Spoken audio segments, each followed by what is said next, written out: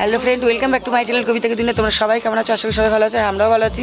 তো তোমরা জানো কালকে আমরা চলে এসেছিলাম শিলিগুড়ি। আমরা কাল থেকে শিলিগুড়ি রয়েছি, এখনও আমরা শিলিগুড়ি রয়েছি। এখান থেকে এখন আমরা সেই শিলিগুড়ি যে দিদিদের বাড়িতে রয়েছি, সেই দিদিদের বাড়ি থেকে আমরা ঘুরতে বেরোচ্ছি এখন। তারপর ওখান থেকে এসে ওখানে যা যা করবো সেটাও দেখাবো, ওখান থেকে আসার পর কী কী করি সেটাও তোমাদের দেখাবো। তো চলো, এখন আমরা বেরিয়ে গেছি সকাল সকাল রেডি হয়ে ঘুরতে। ঘুরতে এসেছি, সেই জায়গার নামটা জানি না, পাহাড়ের ডুবিয়া, ও দুধিয়া। তো সেইখানে এটা শিলিগুড়ি আছি, শিলিগুড়িতে, তাই তো? শিলিগুড়ি থেকে আমরা আবার পাহাড়ে উঠতে এসেছি। সেই জায়গাটা হচ্ছে যেখানে জলটা অনেকটাই কমে গেছে, কিন্তু অনেকটাই জল আছে। খুব সুন্দর জায়গাটা, খুবই সুন্দর, সত্যি সুন্দর। মজা করে সবাই মিলে পাহাড় ছেড়ে সবাই আছে এখানে, আর সবাই তো এই দেখো জলে নেমে পড়েছে।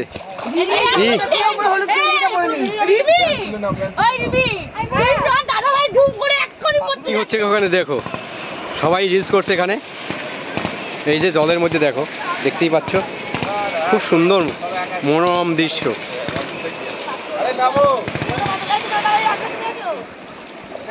আমরা এখন ঝর্ণার জলের মধ্যে দাঁড়িয়েছি সবাই মিলে। দেখো জল, হ্যাঁ, সেখানে দাঁড়িয়েছি সবাই মিলে, এখানে রিলস করছি, ভীষণ মজা করছে। জায়গাটা আমার খুব ভালো লাগছে। আর তার থেকে বড় কথা, জলের মধ্যে প্রচুর মাছ, এত ভালো লাগছে জলের মধ্যে খালি মাছ। মনে হচ্ছে এখানে আমরা স্নান করি এখন।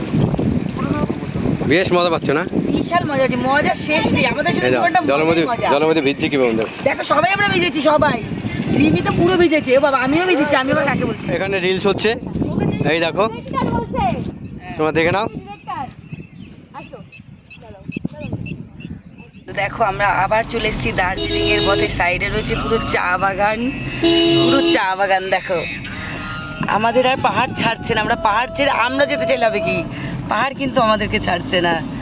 দেখো চা বাগান, পুরো চা বাগান, দেখছো?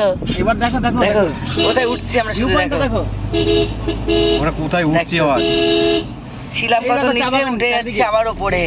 কালই আমরা পাহাড় ছেড়ে গেলাম শিলিগুড়ি, তো আমরা আবার শিলিগুড়ি থেকে আবার দার্জিলিং এর পথে উঠা ধরেছি।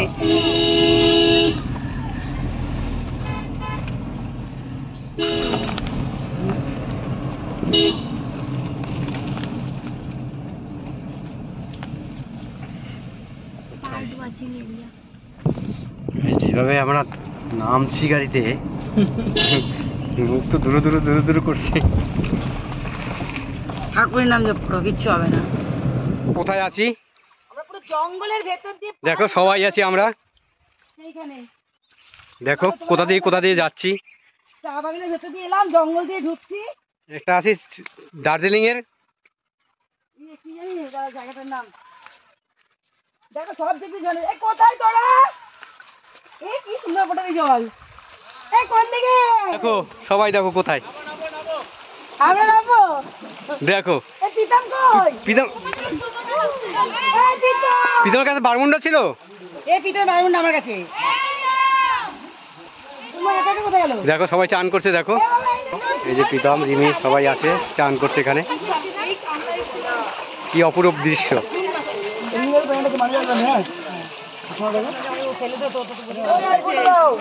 দেখো এই তো, দেখো সবাই নেমে গেছে।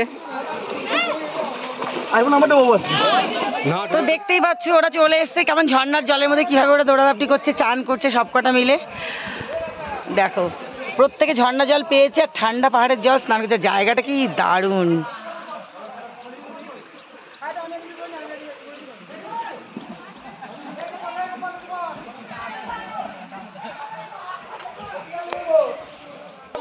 সবাই মিলে চলে এসেছি, আমরা ভীষণ মজা করছি। চা বাগানে সবাই মিলে অনেক রিলস করছি। সবটাই পূর্ণ ছিল পেলেন গিয়ে, কিন্তু চা বাগানটা কোথাও যেন একটু খামতি ছিল।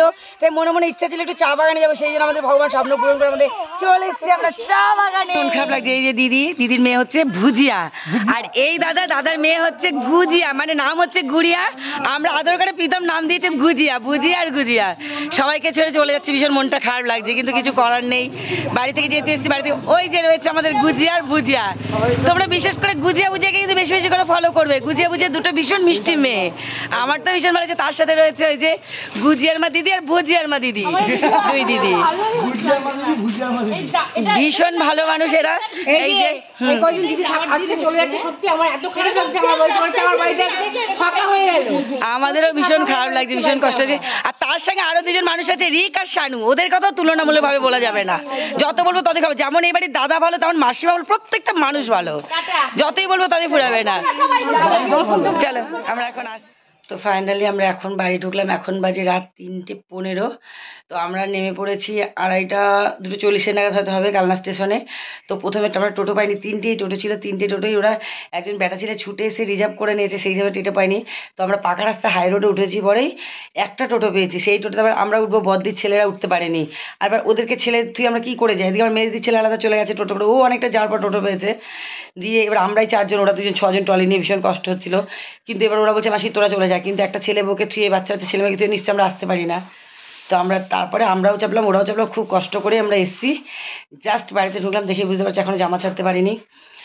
ট্রেনটা ভীষণভাবে মানে, ও ট্রেনে কোনো আমাদের কষ্ট নেই, কোনো অসুবিধা নেই, সুস্থভাবে ভালোভাবে এসেছি। আর ঘোরাটাও খুব সুস্থভাবে ভালোভাবে বেরিয়েছি, খুব ভালো ঘুরেছি।